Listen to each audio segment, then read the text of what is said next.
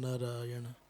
अशुभानि निराचष्टे तनोति शुभ संततिं स्मृतिमात्रेण यत्पुंसां ब्रह्म तन् परमं विदुः। अतिकल्याणरूपत्वात् नित्यं कल्याणसंश्रयात्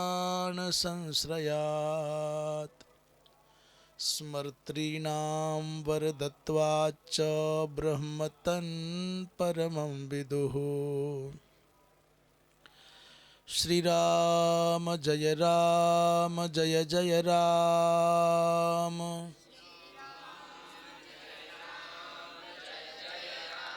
श्रीराम जय राम जय जय राम। श्रीराम जय राम जय जय राम। धर्म की अधर्म का प्राणियों में विश्व का गो हत्या गौ माता की परम पूज्य धर्म सम्राट स्वामी श्री करपात्री जी महाराज की अपने अपने सद्गुरुदेव भगवान की श्री वृंदावन विहारी लाल की हर हर। स्वामी जी श्री महादेवाश्रम जी, ब्रह्मचारी जी श्री प्रणवानंद जी,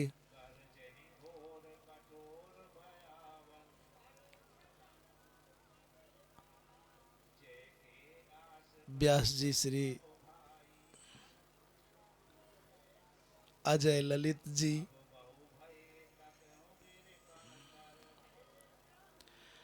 हमारे बीकानेर हमारी गुरु परंपरा से जुड़े हुए जोशी जी और नोखा की पवित्र धरा से पधारे हैं हमारे ध्यान से देखें।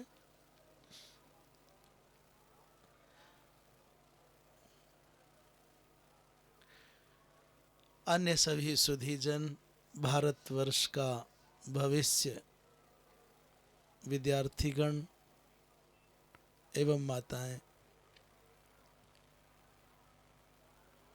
श्रीधरी टीका समन्वित श्रीमद् भागवत का जो स्वाध्याय क्रम चल रहा है उसमें तृतीय स्कंद के 23वें अध्याय का आज 13वां श्लोक चलना है, परंतु 12वें श्लोक में एक शब्द आया विमान।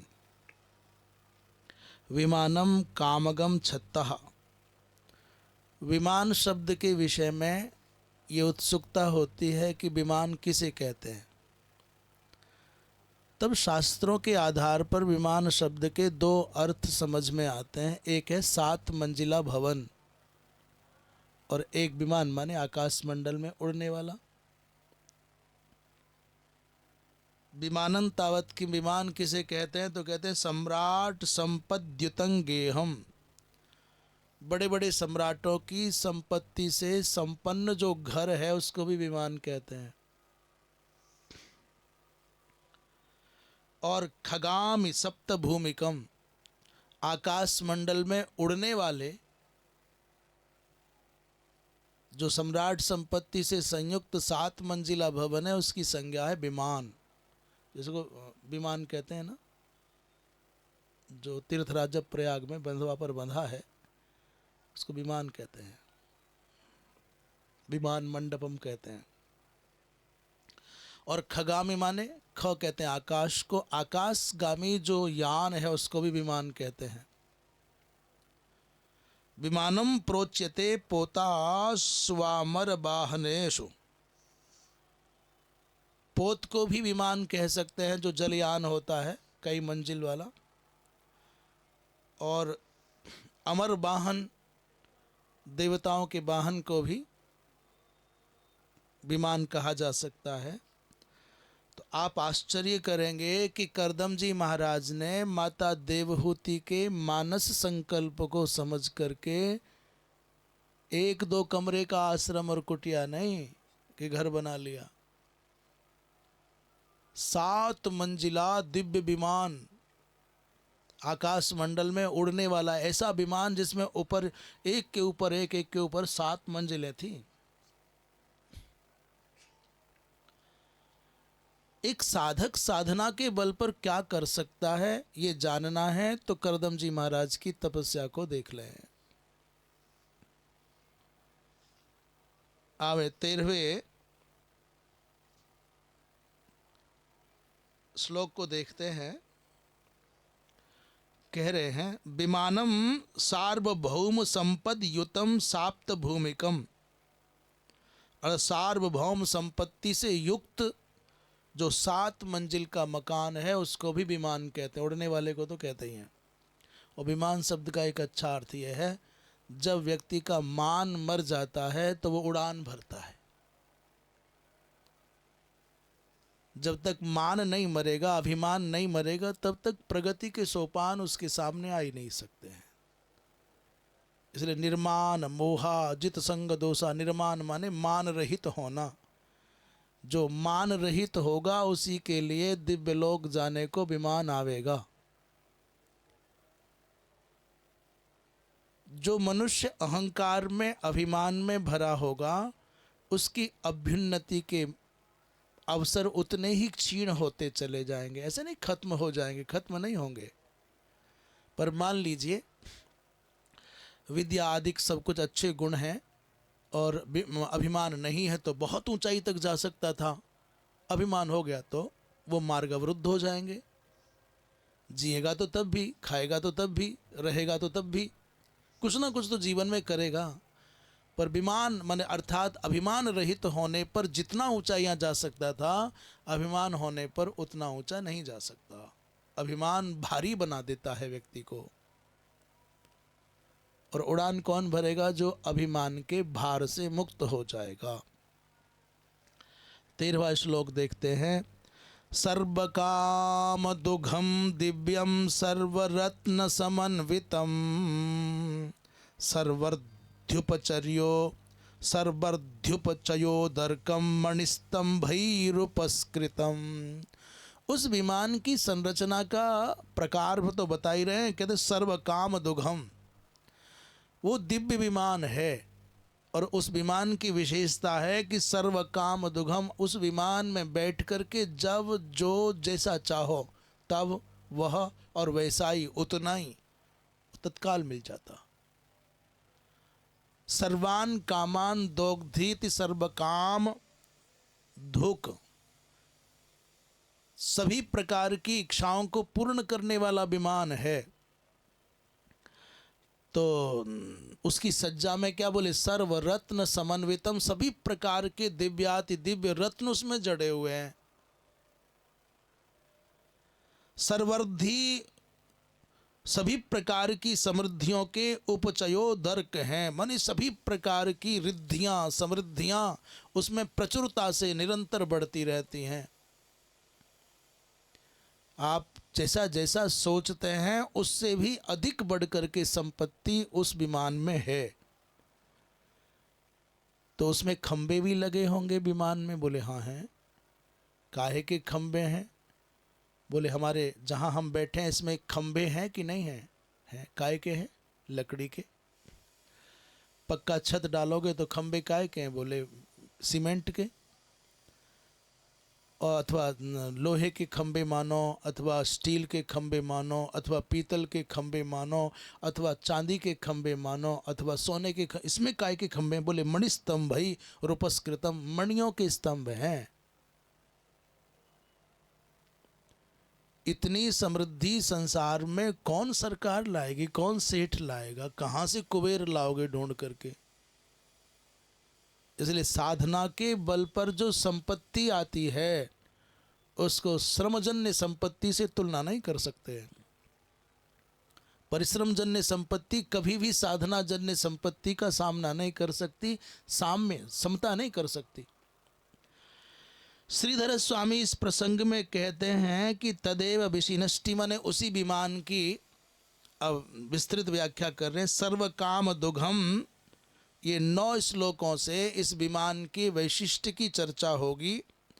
सर्वैश्च रत्नादिभिः समन्वितम, सभी प्रकार के रत्न अत्यंत महंगे महंगे रत्नों से सज्ज समन्वित है।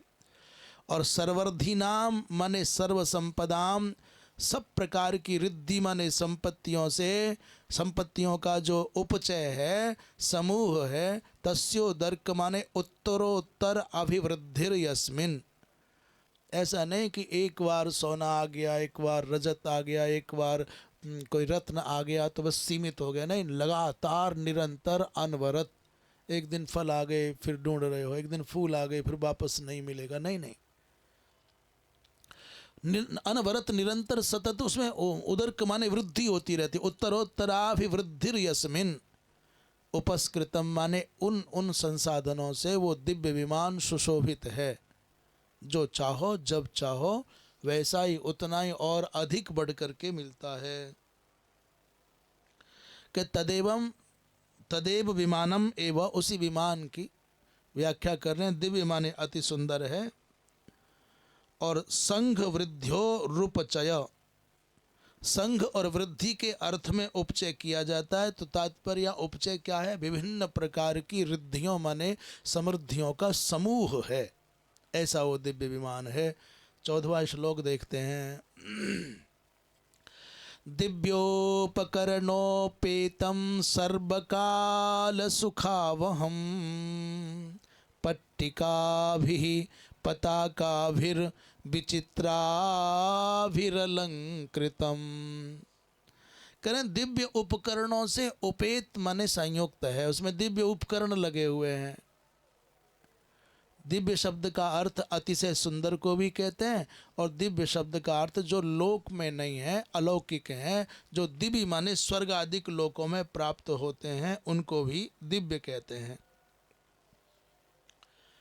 और सर्वकाल सुखावहम, ऐसा नहीं कि सर्दी है तो सर्दी में तो सब साधन अनुकूल हैं, पर गर्मी होगी तो उसमें अनुकूल नहीं, ऐसा एयर कंडीशनर वातानुकूलित मान सकते हैं। सभी ऋतुओं में, सभी समयों में वो अनुकूल सुख देने वाला है, सुखावह है। और पट्टिका भी पताका भी अलंकृतम, पट्टिका और पताकाओं से, वो भी विचित्र प्रकार की पट्टिका और पताकाओं से अलंकृत, अर्थात उस पर पताका ध्वज ये सब लगे हुए हैं। किसी भवन की छत पर ध्वज लगा हो तो वो भवन की शोभा बढ़ा देता है। यज्ञशाला पर विभिन्न प्रकार की ध्वजाएं लगी हों, पताका लगी हों तो सुंदर लगती है। फहराती हुई ध्वजाओं वाले भवन, परिसर अच्छे लगते हैं। जहाँ ध्वज नहीं हो तो क्या उसका सौंदर्य, क्या उसकी शोभा है। श्रीधर स्वामी इस प्रसंग में कहते हैं कि उपकरणम माने परिकरः, उपकरण माने उसके जो संसाधन हैं वो बड़े दिव्य हैं। और पट्टिका का तात्पर्य क्या है और पताका का तात्पर्य क्या है, ये समझ लें। पट्टिका कुछ भिन्न है और पताका भिन्न है। अल्प विस्तार पट्ट वस्त्र विशेषाः पताकाः, अल्प विस्तार वाला जो पट्ट माने वस्त्र विशेष है वो, और पताका अर्थात दो हैं, एक है पताका और दूसरा है पट्टिका। श्रीधर जी महाराज ने पट्टिका और पताका को बिलक करके नहीं बताया, पर वंशीधर बताते हैं पताका क्या है, पट्टिका क्या है। उससे उस विमान की दिव्य शोभा बढ़ रही है। वंशीधर जी महाराज इसका उत्तर देते हैं। परिकर माने सामग्री, विभिन्न प्रकार की सामग्रियों से जो जो आवश्यक संसाधन है उनसे सजा हुआ विमान है, परिपूरित विमान है। और सर्वकालेषु माने शीत उष्ण वर्षा समयेषु, भाई 3 ही तो समय होते हैं, या तो सर्दी पड़ती है, या गर्मी पड़ती है, बरसात पड़ती है, यही तो प्रभावित करते हैं।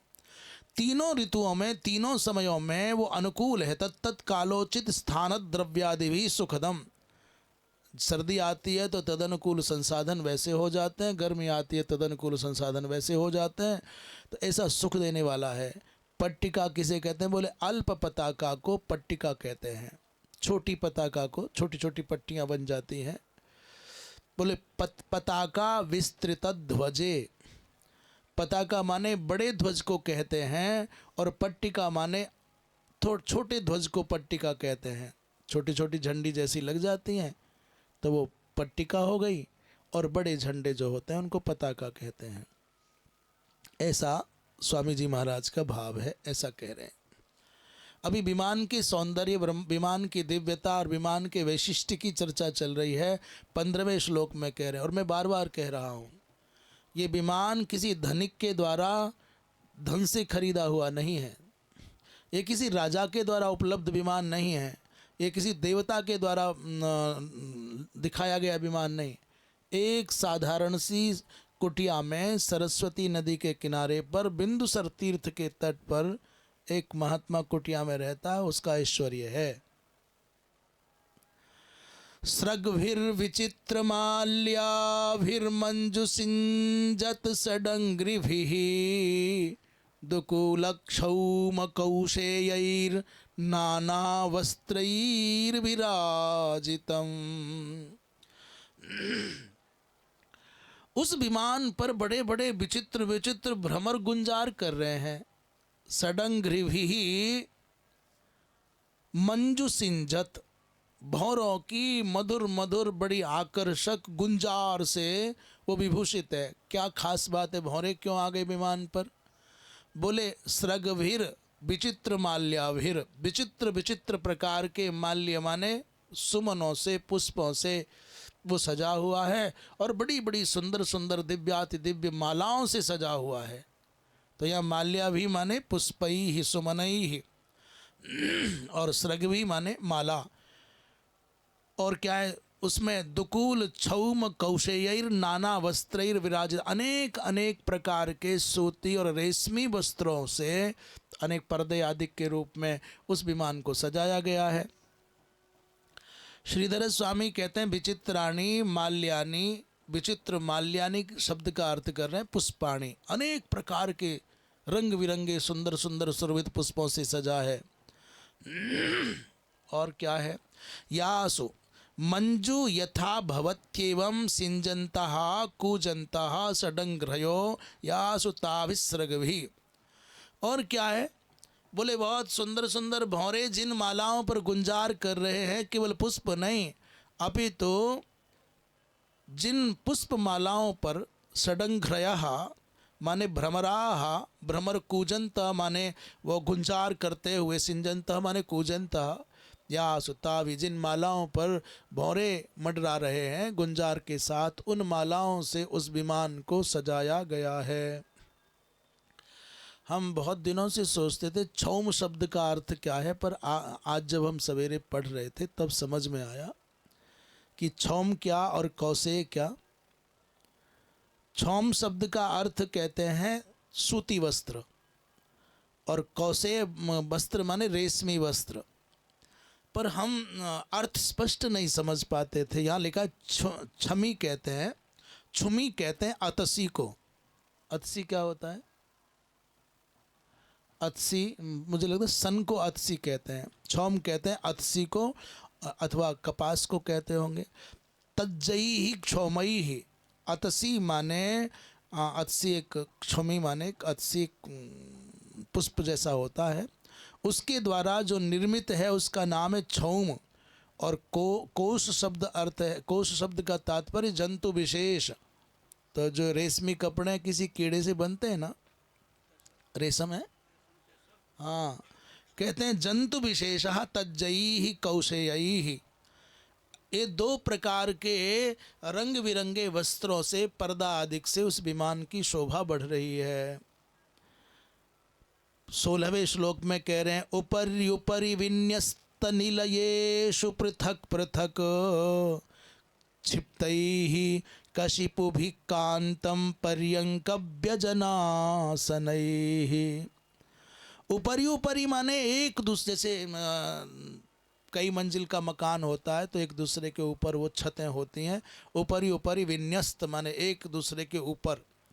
इस प्रकार पृथक पृथक निलयेषु कितने निलय हैं? बोले 7। 7 मंजिल का है ना। छिपतई ही, और प्रत्येक मंजिल पर, प्रत्येक क्या कहते हैं उसको, पहली मंजिल दूसरी मंजिल, फ्लोर पर कशिपु है, पर्यंक है, व्यजन माने पंखा लगे हुए हैं। वो पंखा चाहे विद्युत से चलने वाले हों, चाहे हाथ से खींच करके चलाए जाने वाले हों, पर आप ये मत सोचना कि आज ही पंखे लगे हैं हवा करने वाले। ये अनादिकाल का भागवत महापुराण, जिसमें सतयुगी महापुरुष करदम जी महाराज की तपस्या का प्रतिफल, उस विमान में व्यजन लगे हैं, पंखे लगे हैं। श्रीधर स्वामी कहते हैं कि उपरि उपरि विरचित गृहेषु, विरचित गृहेषु, एक दूसरे के ऊपर विरचित जो गृह है उनमें कशिपु भी। कशिपु कहते हैं शैया को, जो कांत अत्यंत कमनीय शैयाएं हैं, सोफा लगे हैं, बेड लगे हैं, ऐसा अर्थ समझ लीजिए सामान्य भाषा में। और पर्यंक आदिक उन पर लगे हुए हैं, बड़े सुंदर पर्यंक आदिक हैं, ऐसे सज्जित है। ऐसा ही नहीं है केवल विमान है तो बैठने की सीट हो, उसमें लेटने का, सोने का, नहाने का, खाने का, विहार करने का बहुत अद्भुत सज्जा है। श्री वंशीधर जी महाराज कहते हैं, यहाँ बहुत गहरे जाके कह रहे हैं, शैया किसे कहते हैं और पर्यंक किसे कहते हैं, इसकी भिन्नता स्पष्ट कर रहे हैं। कहते हैं 84 पर्वाणि दैर्घ्येण परिकल्पयेत। 24 पर्व, उन्हें 24 नहीं, 84 माने 84 पर्व दीर्घ माने विस्तृत हो, और षष्ठ्यंगुलान विस्तारम मंचकम हस्त सम्मितम, ऐसा इतने इतने अंगुल का 84 पर्व का, 84 पर्व का दैर्घ्य हो, और षष्ठ्यंगुल का विस्तार माने चौड़ाई, लंबाई और चौड़ाई का परिमाप बता रहे हैं। ऐसे इसको कहते हैं क्या? बोले सैया कहते हैं। और क्या है? एवं सैया विधातव्या सर्वेशाम शयनोचिता। बोले इससे अधिक मान होगा तो दारिद्र्य आवेगा, मानाधिक्य दरिद्रस्यान, और मानहीने सुख क्षय, और इससे कम मान की शैया होगी तो कहते हैं सुख का क्षय हो जाएगा। बहुत गहरी गहरी चर्चा। कहते हैं एक पेड़ से बना हो तो धन्य होगा, एक पेड़ की लकड़ी से बना होगा तो अति धन्य होगा। और कहते हैं वृक्षद्वय निर्मिता तो धन्यतरा, 2 वृक्ष 2 प्रकार की लकड़ी से बना होगा तो और धन्य होगा। और त्रिभी, और यदि 3 प्रकार के काष्ठ से बना होगा तो आत्मज वृद्धि करा, संतति की वृद्धि करने वाला होगा। और चतुर्भिरर्थो, यदि 4 प्रकार के काष्ठ से सैया बना होगा तो क्या होगा? अर्थ, अर्थात धनादिक की वृद्धि होगी, यश आदिक की वृद्धि होगी। पर 5 वनस्पति माने 5 प्रकार की लकड़ी से बनी हुई सैया होगी तो क्या कह रहे हैं? बोले पंचत्वम याति तत्र यस्येते, जो उस पर सोता है वो झटिति मृत्यु को प्राप्त हो जाता है। ये बड़ी विलक्षण बात बताई। तो बंशीधर जी महाराज जिस विषय का निरूपण करते हैं खूब गहरे जाते हैं। बोले 60 माने 6 और 7 अथवा 8 तरुणाम, 6, 7 अथवा 8 वृक्षों की लकड़ियों से जो सैया बनती है, बिस्तर बनता है, क्या बोलते हैं उसको, तल्प बनता है, कहते हैं उससे कुलम हंती, उससे कुल नष्ट हो जाता है। काष्ठ विचार के विषय में और गहराई से जाते हैं, कितना आयाम कैसा कैसा हो, तब हम बहुत गहराई में नहीं जाते। वहाँ ऐसा समझ लीजिए कि उस दिव्य विमान के प्रत्येक तल पर, तल माने फ्लोर, प्रत्येक तल पर बड़ी बड़ी सुंदर शैयाएँ हैं, बड़े सुंदर सुंदर पर्यंक लगे हैं, उपवेशन के स्थान हैं। 17वें श्लोक में देखते हैं, तत्र तत्र विनिक्षिप्त नाना शिल्पोपशोभितं महामरकतस्थल्या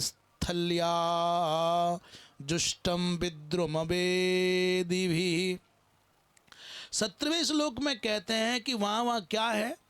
बोले विनिक्षिप्त नाना शिल्पों, अनेक प्रकार के शिल्प कलाओं का दर्शन उस विमान में होता है, जिस विमान का आंगन, जिस विमान का धरातल भूतल कैसा है, आंगन जिसे बनते हैं, नीचे का तल, बोले मरकतमणि का, महामरकतमणि का है, माने पन्ना का बना हुआ है। आप गाड़ी में बैठते हैं तो गाड़ी का नीचे का तल काय का बना है? उस विमान का नीचे का तल पन्ना का बना हुआ है, महामरकत का, हरित वर्ण का लगता है, जैसे हरित हरित शादवल माने घास बिछी हुई हो। और क्या है? जुष्टम विद्रुम बेदिभिः, उसमें विद्रुम माने मूंगा के, लाल रंग होता है मूंगा, लाल रंग के मूंगा के, चमकते हुए मूंगा की बेदियां बनी हैं बैठने के लिए, अलग अलग अलग अलग चौकियां बनी हुई हैं। अब सोचो किसी घर, रुके तो तुम्हारा बुध खराब है, बुध को अच्छा करने के लिए क्या पहनो? बोले पन्ना पहनो। किसी ने बताया पन्ना पहनो? बताते हैं छोटा सा हरे रंग का टुकड़ा आता है, वो भगवान जाने कि असली है कि नकली। बहुत सारे लोग तो हरे रंग की कांच की बोतलों को तोड़ करके घिस घिस करके नग बना देते हैं, कहते पन्ना है असली वाला, उसे चमक ला देते हैं वैसा ही। और साधारण सी कांच की बोतल को लाखों रुपयों में बेच जाते हैं। ऐसा पाप भर जाता है मन में, छल करते हैं धन कमाने के लिए, और जिस धन के लिए जान देते हैं वो धन एक दिन जान ले लेता है। हाँ, हरे रंग का बोतल लिया, उसको तोड़ ताड़ करके मशीनों से घिस करके नग बना देते, लो जी ये पन्ना है। पन्ने का, विशुद्ध पन्ने का, दिव्य रत्न का नीचे फर्श लगा हुआ है, और उसमें बीच बीच में लाल रंग के चमकते हुए मूंगे की चौकियां बनी हुई हैं। समझ में आ रहा है कुछ? कल्पना कर लो हमारी कुटिया, पन्ने की इसका आंगन है और ऐसा ऐसा सजा हुआ है। 17वें श्लोक में श्रीधर स्वामी ने कुछ नहीं कहा, परंतु बंशीधर कह रहे हैं। बंशीधर कहते हैं तत्र तत्र तासु तासु भूमिकासु, माने उन उन तलों पर, महामरकत की माने मणि विशेष की अर्थात पन्ना की भूमिका है, स्थली है। और उसमें क्या है? बोले विद्रुमो, विद्रुम की जो विद्रुम मणि है अर्थात मूंगा, उसकी बेदी चतुष्का माने चौकोर बेदियां हैं जिसमें कोई आए और बैठ जाए, सामान रख दो इत्यादि इत्यादि। जैसे हम मेज रखी है ऐसे मान लो। करो कल्पना कैसे करोगे? हमने सुना कि हरिदास जी महाराज की जो रागोपासना थी, उस रागोपासना की सुगंध उस समय के जो शासक थे उनके कानों तक पहुंच गई। आप समझ रहे क्या कह रहे हैं हम? उनकी स्वर साधना की सुगंध उस समय के सम्राट के कानों तक पहुंची, और उसके मन में आया भाई कैसे भी हरिदास जी की इस संगीत साधना की झलक मिल जाए, उनके दर्शन हो जाए, उस स्वर की उपासना का कुछ सुख हमको मिल जाए। तो हरिदास जी महाराज के शिष्य थे, कहते हैं तानसेन जी। तानसेन जी उस शासक के आसपास रहते थे, दोनों का निजी समीप का संबंध था। उसने कहा भाई तुम इतना अच्छा गाते हो, शायद धरती पर तुमसे अच्छा कोई और न गाता। उसने कहा अरे मैं तो कुछ भी नहीं गाता, मेरे गुरु जो गाते हैं। बोले सुनवा अपने गुरु को, बुला अपने गुरु को यहाँ। अरे बोले मैं ही आ गया हूँ, मेरे गुरु नहीं आवेंगे, गुरु तो केवल ठाकुर को सुनाते हैं। ऐसा सुनने में आता है कि एक दिन जब हरिदास जी महाराज यमुना के तट पर किसी कुंज में, किसी निकुंज में बैठे भगवान को, राधा कृष्ण भगवान दोनों को अपना राग सेवा, रागानुगा सेवा अर्थात अपने स्वर की सेवा से रिझा रहे थे। उस समय छिप करके तानसेन के साथ में वो सम्राट जो था वो भी गया और सुन करके व्यामुग्ध हो गया। उसे लगा जीवन धन्य हो गया, समाधि लग गई। अचानक सामने पहुंच गया, महाराज मेरा जीवन धन्य होगा, आदेश करो, मैं आपकी सेवा करना चाहता हूँ।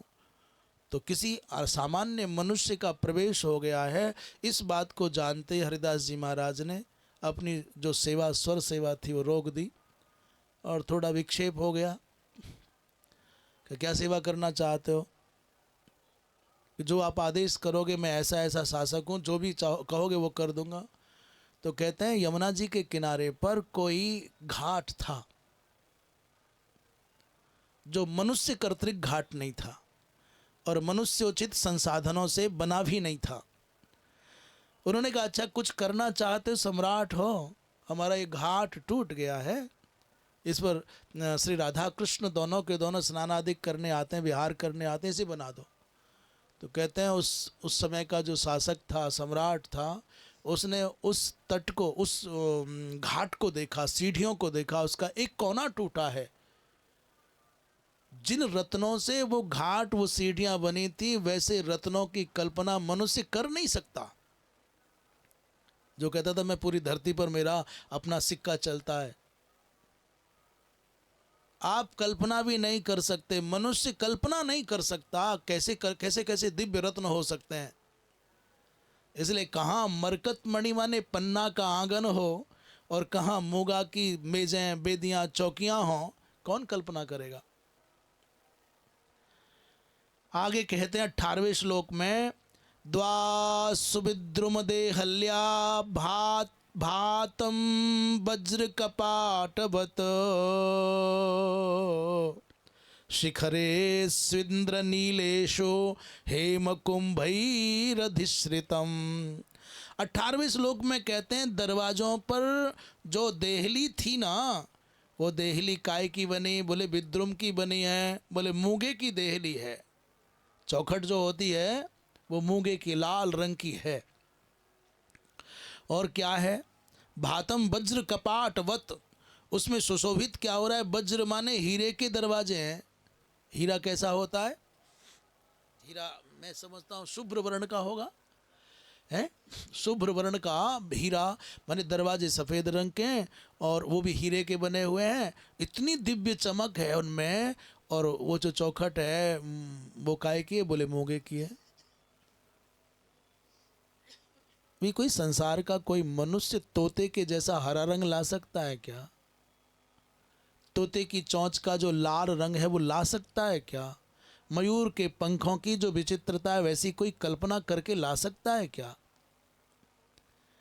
परमात्मा के रंग इतने गहरे हैं कि उनकी कॉपी भी कोई कर सकना चाहे तो कैसे करे। और मनुष्य जो कलर करता है ना, धूप लग जाए तो थोड़े दिन में उसका कलर उड़ जाता है। और मोर सारी जिंदगी बाहर ही रहता है, तोता बाहर ही रहता है, कभी उनका रंग फीका नहीं पड़ता। अपने बाल तो थोड़े दिन में स्वाहा हो जाते हैं, गई चमक।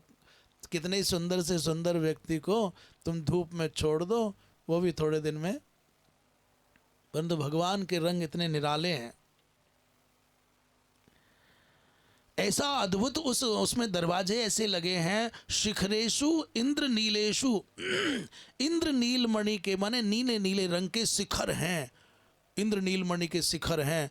उन शिखरों पर नीले रंग पर हेम कुंभैरधिश्रितम, उसमें स्वर्ण के कलश लगे हुए हैं। उस विमान में नीलमणि के क्या लगे हैं? शिखर।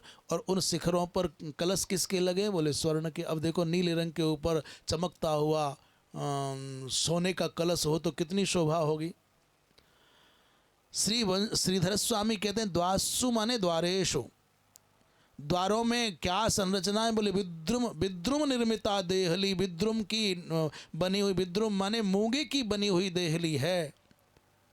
उसे उदुम्बर भी कहते हैं। तया भातम माने शोभित है। और वज्र खचित कपाट युक्तम, वज्र की माने हीरे की बने हुए, हीरे से बने हुए कपाटों से युक्त है। इंद्र नील मयेशु शिखरेशु, इंद्र नील मणि का शिखर है, उन पर प्रासाद के अग्रभाग में स्वर्ण के कलश लगे हुए हैं। ऐसा अद्भुत महाराज वो दिव्य विमान है। आगे कह रहे हैं 19वें श्लोक में, चक्षुष्मत् पद्म रागाढ्यैर वज्रभित्तिषु निर्मितैः जुष्टं विचित्रवैतानैर महार्हैर हेमतोरणैः। उस विमान में पद्मराग मणि का कुछ ऐसा अग्रभाग में आकार बना है, ऐसा लगता है कि जैसे आंखें बनी हो। यद्यपि नेत्रवान नहीं है वो विमान, परंतु नेत्र, आप गाड़ी में देखो ना, किसी किसी गाड़ी में ऐसी लगी रहती सचमुच में ही कोई आकार हो, मुख, उस पर आंखें धरी हो गाड़ियों के अग्रभाग में। बोले चक्षुष मत पद्म रागाढ्ययी, पद्म राग के बने हुए नेत्रों के चिन्ह थे और वज्र भित्तियों के द्वारा निर्मित, वज्र भित्तियों के द्वारा निर्मित थे। कहाँ चले गए, 19वां है ना। जुष्टम विचित्र वैतानई ही, विभिन्न प्रकार के वितानों से जुष्ट है, और महार्घ माने अत्यंत महंगे, हेम के तोरण माने स्वर्ण की झालरों से सज्जित है। 19वें श्लोक में कह रहे हैं कि चक्षुष्मंत इव, ये पद्म रागाग्र्याः, अर्थात पद्म राग जो मणियाँ लगी है उसके अग्रभाग में लगता है, ये विमान नेत्र वाला है। अथवा चक्षुष मदिव कई पद्म रागाग्र, चक्षुष मत है किन के द्वारा, बोले पद्म राग मणियों के द्वारा। विचित्रैर वैतानैर वितान समूहैः, विचित्र प्रकार के वैतानों से, वितान समूहों से उसकी शोभा हो रही है। श्री वंशीधर जी महाराज कह रहे हैं पद्म रागो मणिभेदः, पद्म राग भी कोई मणि विशेष है। अचक्षुष्मतश्चक्षुष्मतोपमानम, वो नेत्र वाला नहीं है, तो अभी संरचना के क्रम में लगता है बड़े सुंदर सुंदर आँखें बनी हुई हैं। सौभाग्याय समासापेक्षया असमस्तस्य झटिति बुद्ध्यारोहणात् आह, ऐसा दिव्य विमान जिसको देवता भी देख करके चकित हो जाए। एक बड़ी विचित्र बात बता रहे हैं 20वें श्लोक में, देखना। हंस पारावतव्रातैस्तत्र तत्र निकूजितम कृत्रिमान मन्यमानैः स्वानधिरुह्याधिरुह्य च। क्या कह रहे हैं, उस विमान पर कृत्रिम पक्षी बनाए गए थे, हंस है, सारस है, ये केवल यंत्रों से बने हैं, रत्नों के बने हुए पक्षी हैं, पर वो नकली केवल प्रतिकृतियों को, प्रतिकृति माने पक्षियों की मूर्ति जैसी लग गई। जैसे आप देखते हो कि तोता बना देते हैं, प्लास्टिक वाला तोता लगा के लगा दिया, कथाओं में बिठा देते हैं, ऐसे मान लो। बोले जो नकली वो पक्षी बने थे, कृत्रिमान अपि हंसादीन, जो नकली हंस आदिक हैं, उन नकली हंस आदिक को, सारस आदिक को देख करके असली असली हंस आ जाते हैं, अपना साजात्य मान करके। कृत्रिमान अपि हंसादीन स्वान सजातीयान मन्यमानैः तत्र तत्राधिरुह्याधिरुह्य निकूजितम। अब अभी तक तो उस विमान पर नकली थे, कृत्रिम हंस आदिक थे। तो नकली जो हंस होते हैं वो दिख सकते हैं पर बोल नहीं सकते। उन नकली हंसों को अपना सजातीय बंधु मान करके क्या कर रहे हैं, वो असली वाले हंस आ गए और अपने स्वर से उस विमान की शोभा बढ़ा रहे हैं। ऐसा दिव्य विमान है।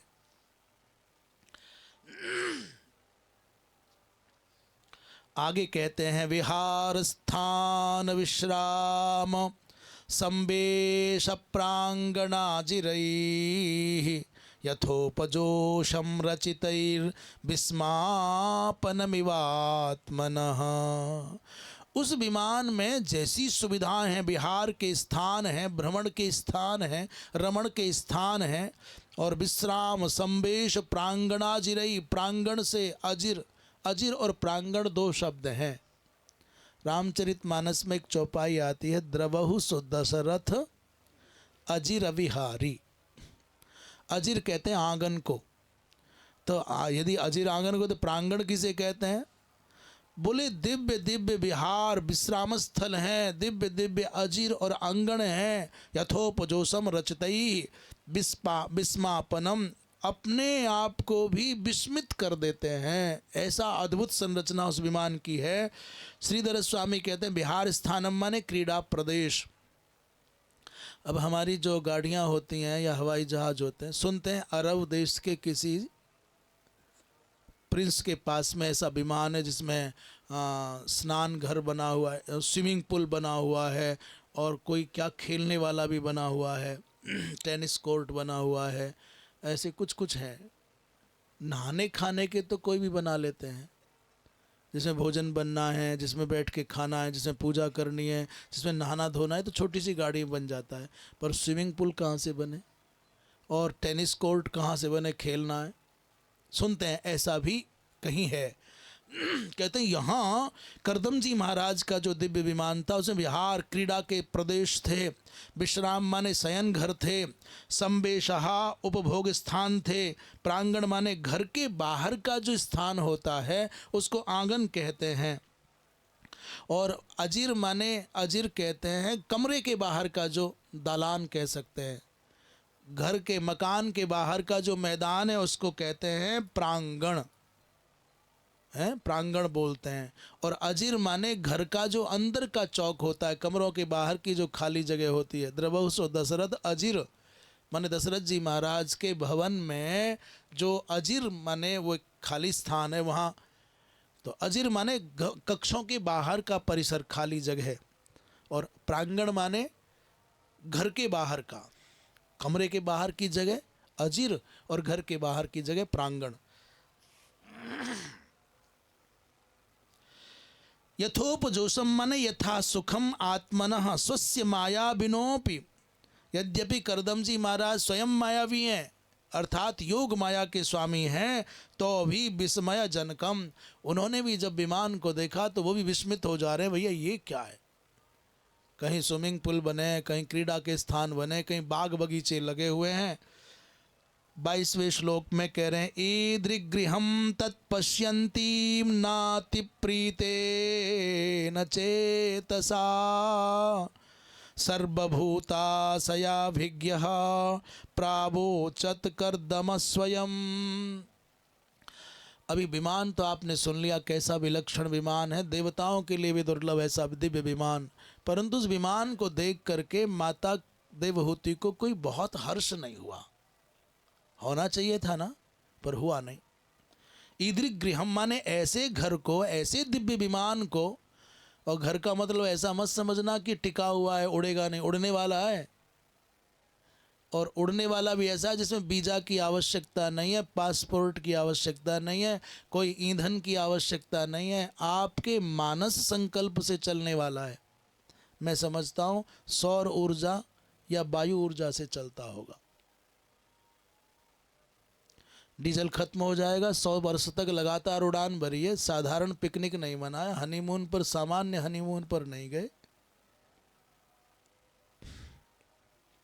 आज के लोगों की समझ में वो कुछ समझ में आ सके, इसलिए जैसे ब्रह्मानंद को समझाने के लिए विषयानंद की चर्चा करनी पड़ती है ना, कहाँ ब्रह्मानंद कहाँ विषयानंद, मात्र उस दृष्टि से इस शब्द का प्रयोग कर रहे हैं। इसका मतलब ये मत समझना कि सामान्य आप उनको सामान्य एक नायक नायिका मान लें।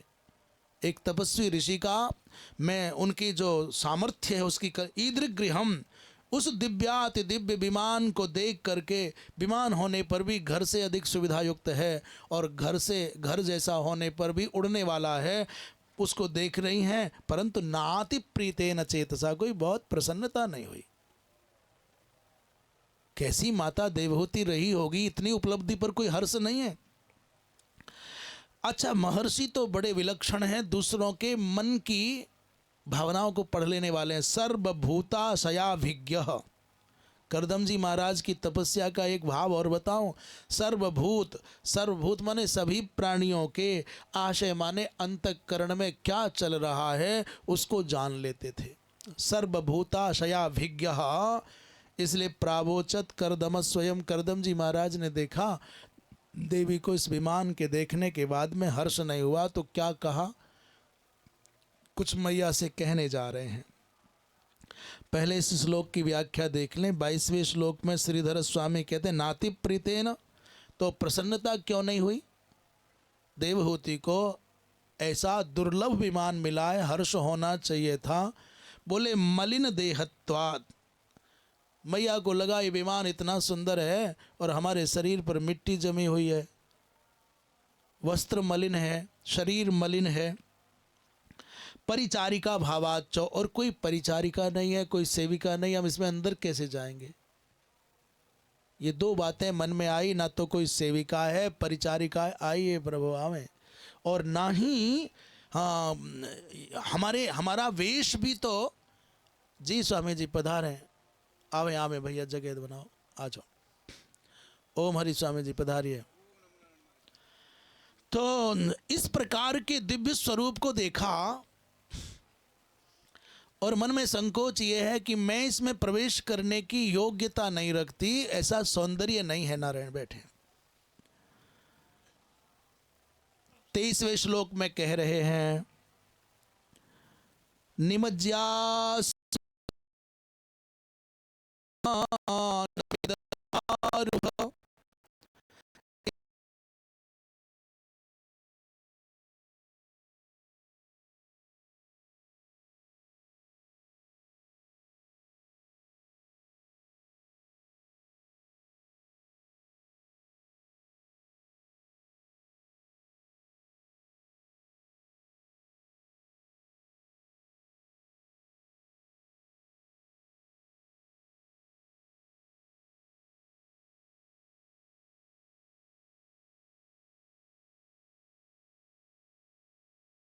सुंदर होके आवेगा। एक ऋषि की तपस्या का प्रभाव बता रहे हैं। निमज्य अस्मिन हृदय हे भीरु हे देवी विमानमिद मारुह। अस्मिन हृदय निमज्य, इस हृदय में, इस सरोवर में। ये सरोवर पता है कैसा है? भगवान नारायण के स्नेहाश्रुओं से परिपूत सरोवर है। ये वही सरोवर है जिसमें भगवान नारायण का स्नेह माने अश्रु बिंदु गिरा है। इसलिए अस्मिन हृदय अस्मिन सरोवरे प्रविश्य निमज्य, स्नान करो और तदा विमानम इदम विमानम आरूढ़, इस विमान पर आरूढ़ हो जाओ। इदम शुक्ल कृतम तीर्थम, तो कौन सा क्या है इस सरोवर की विशेषता? बोले शुक्ल कृतम तीर्थम। ये भगवान शुक्ल माने शुद्ध स्वरूप परमात्मा श्रीमन नारायण के द्वारा सृजित मानो, पूजित मानो, मानित मानो, ये ऐसा सरोवर है, तीर्थ है। और आशीषाम यापकम निर्णाम, ये निर्णाम माने मनुष्याणां कृते, मनुष्यों के लिए क्या देता है? बोले आशीषाम यापकम, ये सब प्रकार के मनोरथों को पूर्ण करने वाला है। इसमें स्नान करो और चढ़ जाओ विमान पर। श्रीधर स्वामी इस प्रसंग में कहते हैं कि अस्मिन हृदय माने बिंदु सरसी, इस बिंदुसर नामक सरोवर में सरसी स्नात्वा, निमज्जी माने स्नान करो और ततः शुद्धो भूत्वा, आप विशुद्ध होकर के आरोह अधिरोह, इस विमान पर चढ़ जाओ। क्या विशेषता है इस सरोवर की जिसमें स्नान करने के लिए अनुमति दे रहे हैं? बोले शुक्ले न अर्थात विष्णु न। ये शुक्लेन माने विष्णुना, भगवान विष्णु के द्वारा कृत मानंद बिंदु निपातेन, भगवान नारायण को जब अतिशय अप्रतिम परितोष हुआ, बड़ी दया भाव से, करुणा भाव से भरे और उनके नेत्र छलक आए, उन नेत्रों के कारुण्य के छलकने से, नेत्रों से जो अश्रुबिंदु गिरे, उसके कारण इस तीर्थ में और दिव्यता आ गई। तीर्थम यापकम माने प्रापकम, ये क्या है?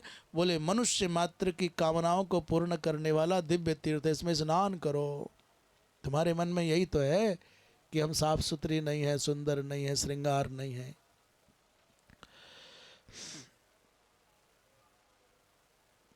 आशीषम माने अभीप्सिताम, अभीप्सितानाम माने जो अभिलषित पदार्थ हैं उनको उपलब्ध कराने वाला है।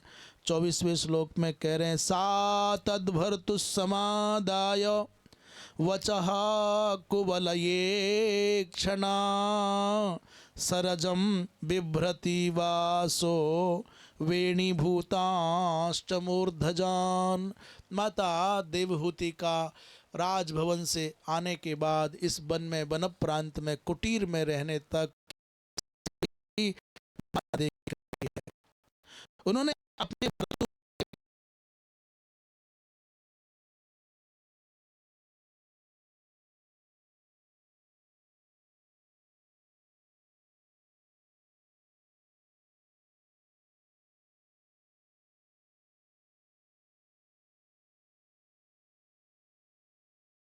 जंगल में रहते रहते और बासो बिभ्रति सरजम, बासो बिभ्रति माने मिट्टी से जो मलिन जैसे वस्त्र हैं उनको धारण किए हुए हैं, और मैया के मूर्धज माने जो मूर्धज कहते हैं केशों को। केश क्या बन गए हैं? जटा जैसे बन गए हैं।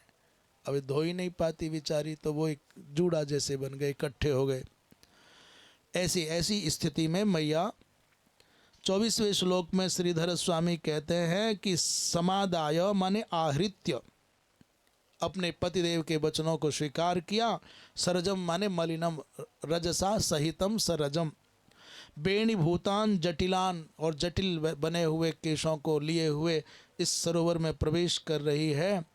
तो कहते हैं 25वें श्लोक में, अंगंच मल पंकेन संछन्नम शवलस्तनम आविवेश सरस्वत्याः सरह शिव जलाशयम। मैया के स्वरूप का उल्लेख कर रहे हैं मैत्रेय जी महाराज विदुर। मैया देवहूति के जो अंग हैं वो मलपंक से संछन्न हैं।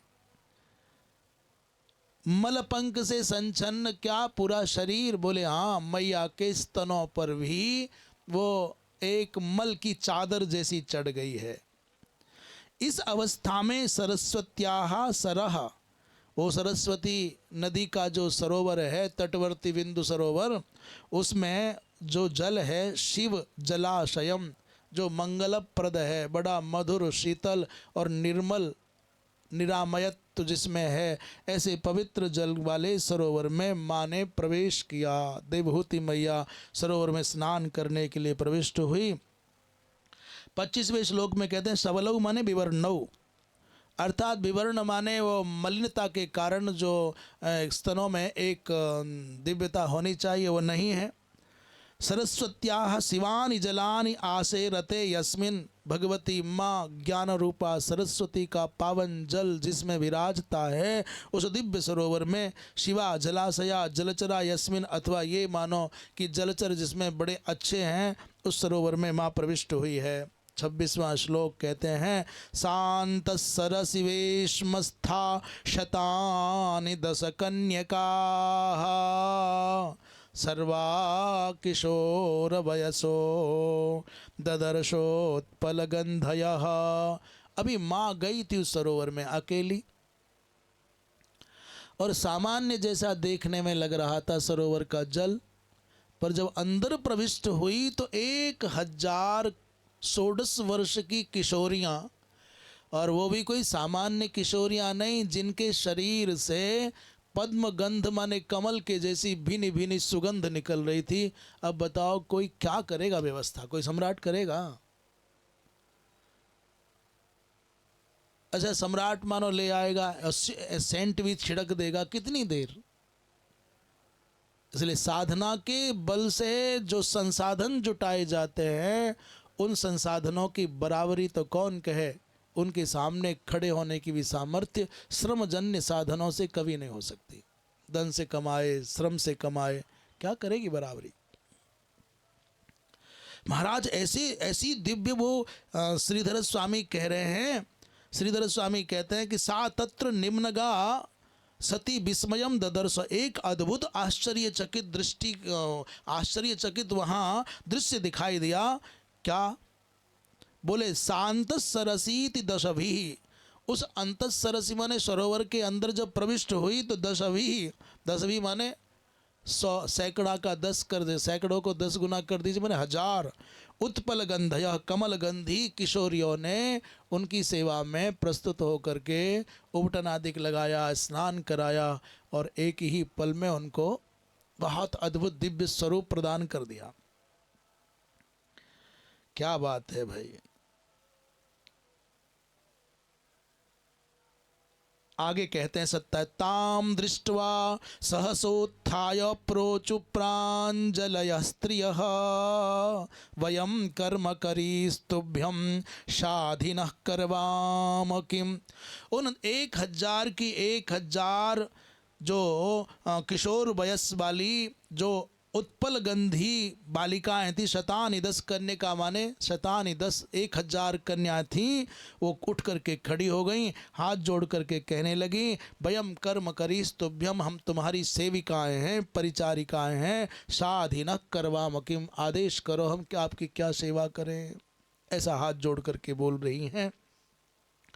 उसी बात को कह रहे हैं, तुभ्यम तब कर्म करी ही परिचारिका, हे देवी हम आपकी सेविकाएं हैं, परिचारिकाएं हैं, इसलिए हमको आज्ञापित करो कि हम आपकी क्या सेवा करें। 28वें श्लोक में कह रहे हैं, मैया कहती है, क्या मैत्रेय जी कहते हैं, स्नाने नताम महार्हेण स्नापयित्वा मनस्वनी दुकूले निर्मले नोत्ने ददुरस्यै च मानद। हे मानद, मैत्रेय जी कहते हैं, विदुर हे मानद, मानद माने मानंद ददातीति मानद, सबको सम्मान देने वालों में अग्रगण्य हे मानद।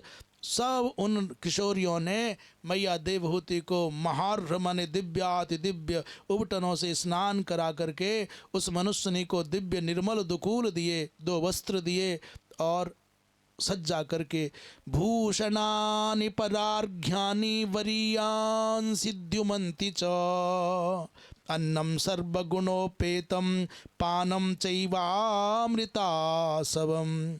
दिव्य परार्घ्य माने बड़े बड़े महंगे महंगे दिव्याति दिव्य आभूषण दिए हैं, और वो वरीयांसी माने बहुत दिव्य हैं, और द्युमंती माने आभायुक्त हैं, चमकते हुए आभूषणों से सजाया है।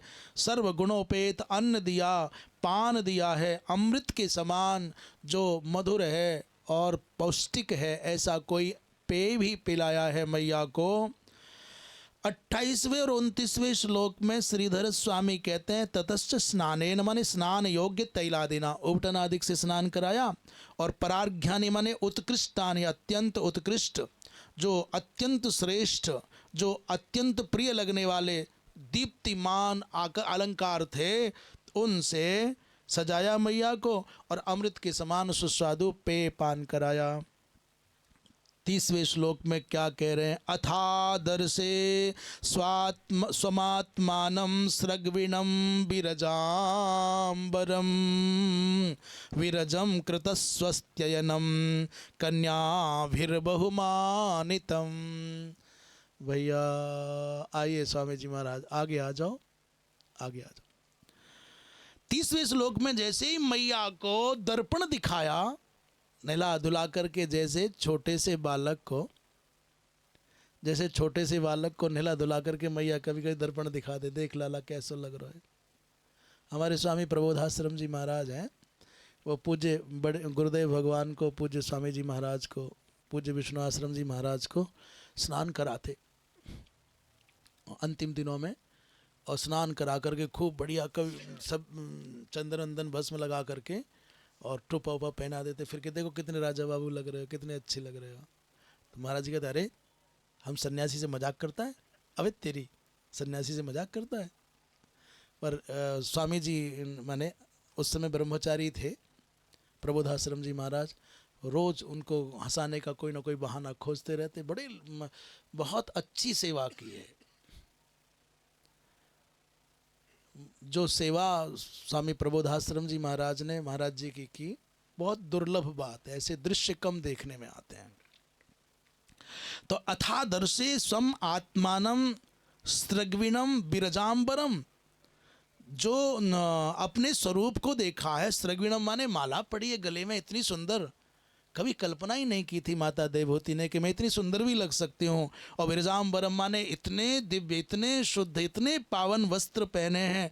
और बिरजम कृत स्वस्तेनम कन्याभिर्बहुमानितम, अनेक प्रकार से सज्जा किया, श्रृंगार किया, और उन कन्याओं के द्वारा अतीव अतीव सम्मानित हुई हैं मैया। कहते स्नातम कृत शिरः, ये श्लोक थोड़ा विचारपूर्ण है, इसकी चर्चा कल करेंगे, पहले इसके श्रीधर स्वामी के देख लेते हैं।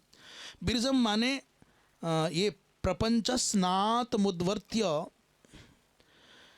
आदर्शे माने स्वम आत्मानम ददर्श, आदर्श माने दर्पण में अपने आप को देखा, और अपने बारे में ही 4 श्लोकों में चर्चा होगी। कृतम स्वस्तेनम मंगलम यस्य, विभिन्न प्रकार के गीत भी गाती जा रही है, महिमा गाती जा रही हैं।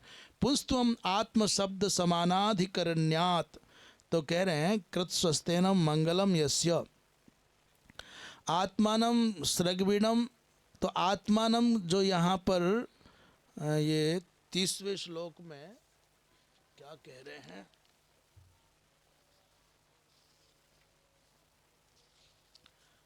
तीसवां ये पुल्लिंग कहते हैं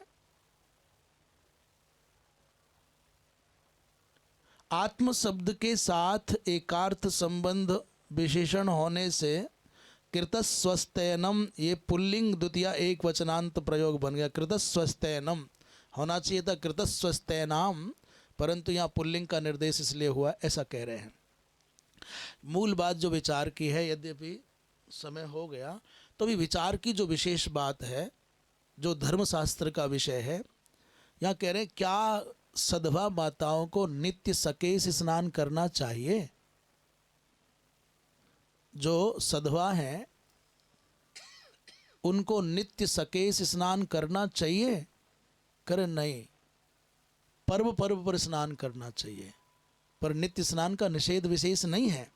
उसी की चर्चा चलेगी। क्या हुआ यहाँ पर मैया सकेश स्नान किया है मैया ने, इस पर विचार चल रहा है। बोले स्नातम कृत शिरस्नानम सर्वाभरण भूषितम निष्कग्रीवम बलैनम कूजत कांचन नोपुरम। माने आज सिर के सहित स्नान किया है, सिर के केसों के सहित स्नान किया है, और ये विशेष बात न होती तो स्पष्ट अलग से उल्लेख न होता। सिर स्नानम कृतम, भले जब कह दिया कि नहाए तो पुरुष के बारे में कोई नहीं कहेगा कि आज आप सर डुबा करके नहाए। हाँ, जटावारे के बारे में तो कह सकें कि आज नहाए महाराज। जटाधारी तो कभी कभी नहाते होंगे पूरे सिर के सहित, परंतु और सर्वाभरण भूषित हो गई। निष्क ग्रीव, गले में बहुत सुंदर, निष्क माने कंठ का एक आभरण होता है, वो धारण किया है। और कूजत कांचन नूपुरम, मैया के चरणों में जो नूपुर हैं बड़ी सुंदर सुंदर उनकी सिंजन है, बड़ी सुंदर सुंदर उनकी ध्वनि, ऐसी माँ है। इसमें श्रीधर स्वामी कहते हैं विरजम इत्यस्य प्रपंचः, ये विरज होने का अब रचना कर रहे हैं। स्नातम माने उद्वर्त्यक क्षालितम, स्नातम का अर्थ करना पड़ेगा। ये सामान्यतः तो नित्य स्नान करती होगी ना मैया, परंतु आज उबटन लगा करके स्नान हुआ है, आज का स्नान विशेष है। कृतम शिरस्नानम अभ्यंगो ये न, अर्थात जिन्होंने स्नान करके, सिर पूर्वक स्नान करके, सिर के केशों को धो करके अभ्यंग किया है और आभूषित हुई हैं, इतनी बात कह करके श्रीधर स्वामी मौन हो गए। निष्क माने पदक कहते हैं, ग्रीवा में वो अलंकार धारण किया जाता है। पर यहाँ वंशीधर जी महाराज ने कहा, पहला तो प्रश्न ये आया जिसकी चर्चा हम कर रहे थे, बहुत बार ये आता है क्या रात में तीर्थों में नहाना चाहिए? तो प्रायः लोग कहते हैं कि रात्रि में तीर्थों में सूर्यास्त के बाद नहीं नहाना चाहिए। तीर्थ में क्या, नदी पर और नहर पर और कूप पर भी और सरोवर पर ही। रात्रि के समय यक्षों का और राक्षसों का और गंधर्वों का जलीय क्षेत्रों पर अधिकार हो जाता है, मनुष्यों का अधिकार समाप्त हो जाता है। इसके दो उदाहरण हैं। जल्दी रात्रि में 3 बजे से पहले नंद बाबा नहाने यमुना चले गए तो वरुण के दूत पकड़ ले गए, पहला उदाहरण। दूसरा उदाहरण महाभारत में आता है, पांडव दूर से चल करके गंगा जी के किनारे पहुंचे, सूर्यास्त हो गया और मन में आया अगर गंगा मिल गई तो नहा लो। जैसे ही नहाने पहुंचे तो वहाँ चित्ररथ नाम के गंधर्वराज ने कहा ये तो हमारा है, रात्रि में हमारा अधिकार है, हटो यहाँ से। झगड़ा हुआ है, बहुत जोरदार लड़ाई हुई है। उस संघर्ष में अंततः दोनों में मित्रता हो गई। पर अर्जुन ने कहा भाई एक बात बताओ, हम पांडव हैं, देवता हमारे सामने खड़े नहीं हो सकते, और हम गंगा पर तो सबका, भीम ने कहा रे गंगा पर तो सबका अधिकार है, ये तुम्हारी ठेकेदारी है कि तुम्हारी गंगा हो गई? उन्होंने कहा भाई विधाता का विधान है, रात्रि में हम यक्षों का, गंधर्वों का अधिकार रहता है। अंत में अर्जुन ने पूछा कि भाई इतनी देर तक हमारे सामने टिके रहे, संघर्ष हुआ, हम ऐसे कैसे हारे? मेरी हम झगड़ा हुआ तो हमको झुकना क्यों पड़ा, समझौता क्यों करना पड़ा? उस गंधर्वराज ने कहा कि तुम पुरोहित के बिना हो, तुम्हारे ऊपर आचार्य की छाया नहीं है, तुम्हारे ऊपर पुरोहित का हाथ नहीं है, तुम अनग्नि हो। इसलिए जाओ पहले अपने कुल गुरु को, कुल पुरोहित को, आचार्य को नियुक्त करो, तो तुम्हारी विजय होगी। जब तक जीवन में कुल गुरु न होगा, कुल पुरोहित न होगा, आचार्य न होगा। अब उसी की, अब हम शिकायत तो बहुत करते हैं, हम शिकायत बहुत करते हैं, पर सच पूछो ना, आज पंडितों का काम महात्माओं ने करना शुरू कर दिया है। बाबागिरी बीच में आ गई है। ब्याह बोले बाबा कराएंगे, नाम बोले बाबा धरेंगे, सगाई बोले बाबा करेंगे। ये जो बाबा बीच में आ गए, कुल पुरोहित संस्था नष्ट हुई और तीर्थ पुरोहित संस्था नष्ट हुई। वहीं से सनातन धर्म में विकृतियां आने लग गई। अभी दूर से ढूंढ करके लाते हैं, आओ महाराज, आओ मेरे गुरुजी, आओ मेरे महाराज जी। वास्तव में जो सनातन धर्म का मूल आधार है वो मंदिरों के अर्चक, जिनको पुजारी कह करके महाराज क्या बताएं कैसी दुर्दशा कर देते हैं पंडित जी की, पुजारी जी की। जो ट्रस्ट के लोग हैं, जो न्यासी हैं, वो छाती पर चढ़ जाते हैं, ला कुर्सी बना के दे, चाय उठा हमारा गिलास। वो भगवान का सेवक नहीं मानते, अपना सेवक मानते हैं। और मैं सत्य कहता हूँ, जो मंदिरों की कमेटियों से जुड़े हुए लोग हैं ना, थोड़ा बहुत उन्होंने पुण्य कमाया होगा और वो पुजारी जी को, ब्राह्मण देवता को अपना सेवक समझ करके ऑर्डर देते होंगे, उनसे कुर्सी मंगवाते होंगे, आसन बिछवाते होंगे, झूठा गिलास उठवाते होंगे। तो जो कई जन्मों के पुण्य इकट्ठे थोड़े बहुत होंगे ना, उनको और नष्ट करा लेंगे। कभी मंदिर में जाकर के ये अपेक्षा करना कि हमको कुर्सी दे, हमारा गिलास उठाए, हमको चाय पिलाए और उनको तुम अबे तबे करके बोलोगे तो अनर्थ हो जाएगा। ऐसी कुल पुरोहित और तीर्थ पुरोहित, जिनको पंडा कह करके एक षड्यंत्र चला। अरे तो पंडा है, पंडा माने गाली जैसा शब्द बना दिया गया। पंडा समाज के प्रति, तीर्थ पुरोहित के प्रति अश्रद्धा हो जाए सनातनी की, ये पूरी की पूरी चेष्टा की गई है। और वो मंदिर में फिर कौन ब्राह्मण आएगा जब ऐसा तिरस्कार होगा? कुल पुरोहित कौन बनना चाहेगा जब ऐसा तिरस्कार होगा? तीर्थों में कोई पंडागिरी कैसे करेगा जब तिरस्कार होगा? सनातन धर्म के 3 मूल आधार थे, एक तीर्थ पुरोहित और एक कुल पुरोहित और एक मंदिरों के आचार्य, मंदिरों के अर्चक। और तीनों ही सबसे अधिक दुर्बल हैं। याद रखना, जिस भी धार्मिक मान्यता के इन 3 केंद्रों का तिरस्कार होगा, वो धार्मिक मान्यता बहुत देर तक सम्मानित नहीं रह सकी। टिकेगी तो सही, नष्ट तो करने की सामर्थ्य किसी में नहीं है, परंतु तिरस्कृत होगी ना। आज ईसाई अपने पादरी का जितना सम्मान करते हैं, उसका 10वां हिस्सा भी किसी पुजारी का, किसी पंडित का आदर हिंदू समाज करता है क्या? एक इस्लाम को मानने वाले अपने मौलवी का जितना सम्मान करते हैं, उतने का 10वां हिस्सा भी सम्मान किसी पंडित का, पुजारी का, तीर्थ पुरोहित का हिंदू समाज करता है क्या? ये अपने पूज्यों का अनादर, उपहास, तिरस्कार, खिल्ली अपने आप उड़ा लेता है, दूसरे को तो जरूरत ही नहीं है। इसलिए ये बात क्यों चली? ये होना तो चाहिए था ऐसा, और होने लग गया है कैसा। आवे तो क्या रात्रि में स्नान करना चाहिए? ये बात इसलिए चली, पांडवों से कहा उस गंधर्वराज ने कि तुम्हारे पुरोहित नहीं है, तब जाके धौम्य जी महाराज को पुरोहित बनाया है, आचार्य बनाया है। तो क्या पूरी रात्रि में नहीं नहाना चाहिए? बोले नहीं, मुख्य रूप से रात्रि के 2 प्रहरों में उन गंधर्वों का, यक्षों का, राक्षसों का अधिकार हो जाता है जलीय तीर्थों में। दिवा रात्रौ च संध्यायाम गंगायाम च प्रसंगतः स्नात्वा स्वमेधजं पुण्यम गृहेपि उद्धृत्य तज्जलैः। कह रहे हैं दिवा दिन हो अथवा रात्रि हो और अथवा संध्या काल हो, गंगा में, गंगादिक तीर्थों माने गंगा एक नाम कहा, उपलक्षण, समग्र तीर्थों में यदि संक्रांति का स्नान हो, काम्य स्नान हो, नैमित्तिक स्नान हो, तो कभी भी किया जा सकता है, चाहे निशीथ काल ही क्यों ना हो। सामान्यतया यदि वर्जना करना है, अच्छी बात तो यह है कि सूर्यास्त के बाद नहाने से बचे, और यदि आवश्यक लग रहा है तो रात्रि में 9 बजे से लेकर के 3 बजे तक के इन 2 प्रहरों में तो बिल्कुल नहाने न जाए सामान्यतया। परंतु यदि कोई प्रसंग विशेष है तो महानिशातु विज्ञेया मध्यमम प्रहरद्वयम, महानिशा माने रात्रि के 2 प्रहर की बात कर रहे हैं, तस्याम स्नानम न कर्तव्यम, उसमें स्नान नहीं करना चाहिए। कितनी भी परिस्थिति हो फिर भी 9 बजे से लेकर 3 बजे से पहले तक नहाने से बचे। तो क्या कह रहे हैं आगे? सामान्य बात हो गई, पर विशेष बात क्या है, बोले काम्य नैमित्तिकाद्रते, काम्य स्नान हो, नैमित्तिक स्नान हो, निमित्त माने संक्रांति लग गई और ग्रहण जन्य स्नान अधिक हो गया या कोई बारुणी पर्व अधिक हो गया, विशेष पर्व उसी समय आ रहा है तो फिर नहा लेना चाहिए। काम्य स्नान और नैमित्तिक स्नान हो, अर्थात काम्य और नैमित्तिक स्नान तो महानिशा में भी किया जा सकता है। अब आए दूसरी बात, ये तो एक प्रश्न हो गया ऐसा कि क्या रात्रि में स्नान किया जा सकता है? हाँ किया जा सकता है, जैसे कुंभादिक में पूरी रात स्नान होता है। कहते सधवा स्त्री सर्वदा सिर स्नान करे कि ना करे, इसका उत्तर बंसीधर जी महाराज दे रहे हैं। कुछ लोग कहते हैं केचित्तु शुभगाया शिर स्नानम क्वाचित कमाहो।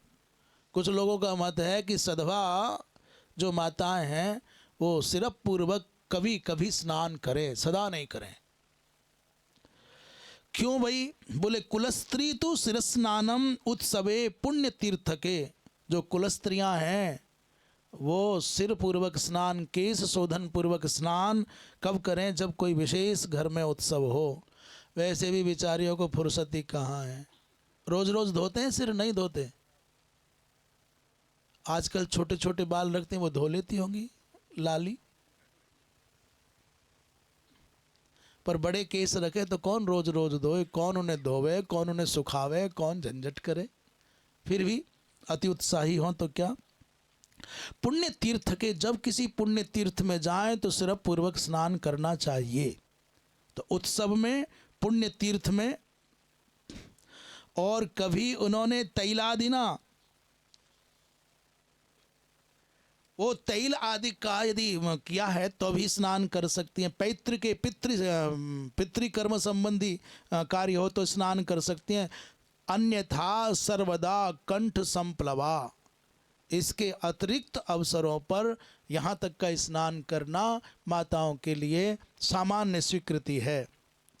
कहते हैं एक विशेष बात क्या है? बोले बारुणक्षेन कुत्रापि स्नायात स्त्री विधवाम बिना, माने विधवा माता को तो सर्वत्र स्नान करने की बात ही है, परंतु कुलस्त्रियों को सर्वत्र नहीं, सदा नहीं। बारुणी क्या है? कह रहे बारुणी माने सतभिषा नक्षत्र, चैत्र कृष्ण पक्ष की त्रयोदशी, ये याद रखें, चैत्र कृष्ण पक्ष की त्रयोदशी को बारुणी पर्व कहा जाता है।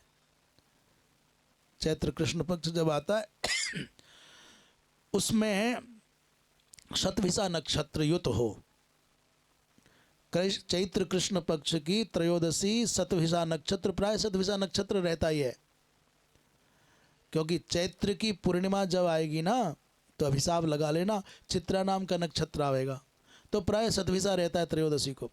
चैत्र कृष्ण पक्ष की त्रयोदशी को शतभिषा नक्षत्र हो, उसको बारुणी पर्व कहते हैं, ऐसा स्कंद पुराण में लिखा है।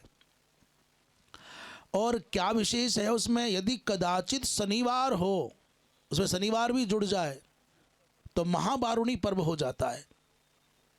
शनिवार समायुक्ता सा महाबारुणी स्मृता। और सुनो, यदि कदाचित उसमें कोई और विशेष पर्व जुड़ जाए, शनिवार हो गया, शतभिषा नक्षत्र हो गया, और एक आध कोई योग आदि का भी संयोग जुड़ जाए विशिष्ट, तो फिर महाबारुणी हो जाता है। तो चलो भाई, बारुणी स्नान का क्या फल है याद रहेगा? चैत्र कृष्ण पक्ष की त्रयोदशी में गंगादिक स्नान जान करके करना चाहिए, पहले से तैयारी करके करना चाहिए। बारुणेन समायुक्ता मधु कृष्णा त्रयोदशी, बारुणेन माने शतभिषा नक्षत्र से, मधु माने चैत्र कृष्ण पक्ष की त्रयोदशी जुड़ी हो तो गंगायाम